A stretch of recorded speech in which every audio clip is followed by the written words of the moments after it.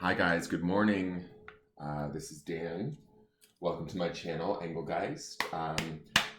This is the daily forecast, which those of you that are returning, welcome back. You guys know what the drill is here, but for those of you that are new, I'm noticing that I'm picking up new subscribers, which is super exciting. Thank you for joining and subscribing. I really appreciate it. If you could please let your friends know about me, share this video out, send people my way to my YouTube channel. I would greatly appreciate it. But I have noticed that there are new subscribers that are coming in and I'm super happy. It just gives me a ton of hope. Oh, this crystal's off. Weird. Okay. So this is the daily forecast. Also, I want to say a big thank you and shout out to my Patreon subscribers. Those of you that support me monthly over at Patreon through a subscription, you guys help keep this work free and available to those that watch the day after, or the day of. So if you want to be a Patreon subscriber at the lowest level, you can get the daily forecast a day early to kind of know what you might be heading into or what things you might want to look at prior to going into the next day. It can be helpful. There's also other special readings over there available at Patreon and things that I offer over there. So you go to patreon.com and look up Engelgeist. For my returning visitors, thank you so much. I love all of you. You know, my regular watchers, like those of you that gather in the morning for this live and all of that. I appreciate each and every one of you. And without you guys, there'd be no point in doing this. So all of you, new, returning, Patreon, all of you. You know, you guys really make this a reality. And I'm very happy that I have you guys watching, okay? I do want to say this. This is the daily forecast. As I say in every video, I intend for it to be the highest message for the highest and greatest good for the collective. If it doesn't apply to you, that's okay. Maybe you're working on something different today. If this video, it is for Thursday the 7th of May. If this video doesn't reaches you on a date that's different than Thursday the 7th of May, that's okay. It could be something that you're ready to hear now. I believe that Spirit, they have a way of bringing in that message when they need to hear it, okay? So don't necessarily turn this off just because it's not the correct day. There could be something in here for you. Other ways you can support the channel, please like my business page on Facebook, follow me there, watch my live events, share any of my videos out, comment on them, just create activity like busy little bees around me, ask questions, book private readings through my business page if you'd like. Those are available to you and payable via PayPal. If you're interested in any of the decks I use, please utilize the Amazon affiliate links that are in the video description. That will get you the deck, and I also get a small percentage of the sale through Amazon, which is another great way to support me. It's like a passive income thing. It's if you buy one of my decks that I use through one of my links, then I'll get like $1 of the sale. So it's great. It's a kind of a cool, I didn't know about it, and it's kind of neat. So there's that. And just, you know, watching is a huge help. Letting me know that I'm resonating, that, you know, my readings are making a difference, that they're making sense. All of that stuff just kind of gives me the energy to kind of continue on, if that makes sense. So let's see what's going on for Thursday the 7th. We've had some really interesting cards this week. It feels like we've had some rather significant cards this week too. We're also working with 2 new May decks, both with the name Mystical in there. So I feel like some of my definitions have been a little bit, or my descriptions have been a little like wonky? Not wonky, but out there. And I think that has to do with the mysticism of both of these decks. So May is kind of we don't really know what's coming, but I like sort of the mystical aspect of these decks coupled with May, because it feels a bit like we don't really know where it's going to go. So let's see. I just saw the King of Cups. He popped out. Let's say hello to that romantic, lovely guy, non-committal bastard that he can be. Okay, so let's see what our card is for today. Yesterday we had that Hangman, the Spirit of Wands. Okay, so this is like the Knight of Wands, I believe. I just want to double check that, make sure, but I'm pretty sure that it is. Let me just double check that. Yes, it is. Okay, the Spirit of Wands, beautiful. I love that this is a female first off. I'm just going to say that I know that you guys have been listening to me this week where there's been this weird feminine masculine thing going on in my readings for May. I don't know why. I noticed it in the last week of April. There was this weirdness that was happening. Not weirdness, I shouldn't label it, but there was this thing with masculine represented cards and feminine represented cards. So I'm definitely tapping into this sort of feeling. And I'm noticing here that she is very feminine. I have to say this. She's giving me a little bit Mother Mary vibes with the blue robes. And I love that she has all of these crystals around her. She's like in this dark crystal cave. Knights generally tend to me, in my mind, in the way that I interpret them, they usually bring good tidings or new, like good messages. They can bring sometimes unexpected, but positively, like positive sort of unexpected results, right? This being the suit of wands, that's the element of fire. This would be a more faster moving energy. But with this card, I don't necessarily feel like she is a more faster moving energy. I actually feel like she is sort of in a more contemplative space, her being in this crystal cave. I feel like she's attaching to the energy of the environment around her. She's utilizing that energy to sort of maybe move herself forward or to light her way through a sort of maybe unclear time or a time that might be a little bit darker.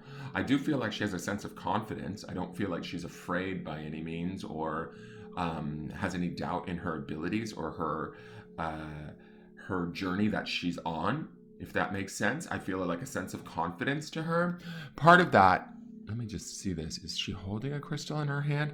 It looks to me like she's holding a crystal in her hand as she moves through these crystals in this cavern. So to me, when I'm looking at that, it's like not only is she taking in her environment and allowing her environment to sort of guide her in a way, because that's the spirit aspect of this wands. She's also holding that crystal in her hand, which says to me she's connecting to her environment. She's listening to her environment. She's taking cues from her environment in a sort of measured, smart, grounded sort of way, if that makes sense to me. Knights are a very grounded energy. I feel like they're usually, security, protection, steadiness, steadfastness, loyalty, that sort of thing. This being the spirit of wands, it's like almost double spirit in a way. And so when I'm looking at her, I feel like she's not afraid of her journey. She may not know exactly where she's going, but she's allowing her environment to kind of help her not make the decisions for her, but she's working within the constraints of her environment, if that makes sense. Then in the environment, I feel like is also yielding to her by giving her knowledge and light to work her way through this cave. So there's a patience with this, I feel, that I don't normally feel with the Knight of Wands. I feel like she has a patience, and maybe that's because of her blue robes, but there's a softness and a patience to her that I really like in this card. And so these crystals are sort of speaking to her and vibrating maybe to the crystal that she has in her hand and guiding her through this unknown cavern right now. So those of you that might be moving through life right now, sort of allowing life to kind of not dictate to you, but show you what directions you can and cannot take or what your options are, have faith that you will know how to make the right decisions or sort of grounded, informed decisions that are in connection to your environment. And not only do they benefit her, but they benefit the environment itself. Right? She's like taking that into account and working within that. Does that make sense, guys? So today would be a good day to look around us. We had that card 2 days prior called the Witness, where it was like, don't do anything, just watch. And I sort of feel like this is not about not doing. This is about watching, but this is about also moving within our environment as one with our environment, right? Like, paying attention to what's going on around us, paying attention to the signals that are happening to us, and allowing those signals to not influence us, but we're working with them to achieve our goals, to move forward, to create that sort of those next steps or get us further down the path. Because right now I feel like May is sort of still unknown for a lot of people. And so to me, I feel like she's figuring it out more in the moment or in real time. And I like that about this. There's a calmness to her. There's a steadiness to her. That's that night energy. But also the calmness is that blue robe. I feel like there's a compassion to her. And there's a bravery to her. The other spirit, we had the Spirit of Pentacles at the beginning of the week, right? And then what was our midweek card? It was Strength. Okay, so we're now in the midweek, Wednesday, Thursday, which is that Sophia card. We had that Hanged Man yesterday. So today might be the day where we actually are able to make a move. It may not be a big move, right? Because that's the darkness of this crystal cave, but it is a move that is in conjunction or in alignment with our environment. And our environment, our guides, those sort of things will help us to move forward, maybe slowly for some of us. But as we move forward, we're going to be making decisions that are in tune with what's going on around us. And that's important, okay?